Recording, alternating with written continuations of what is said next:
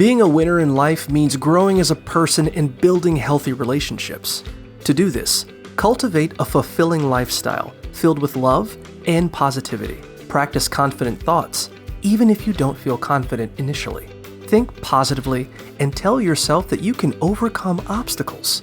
Act confident with body language, like standing up straight and avoiding crossed arms. Smiling, even if forced, releases endorphins and boosts confidence. Stop negative thinking by reframing negative thoughts into positive or neutral ones. Try learning new skills, like knitting or a foreign language. Learn from your mistakes by taking accountability and figuring out how to do things differently next time. Align your passion and interest with a fulfilling vocation, whether it's your profession or a hobby. Express gratitude daily by finding something to be grateful for and keeping a gratitude journal. Practice mindfulness by being present in the moment and noticing your surroundings. Meditate and focus on your breath for 15 minutes each day.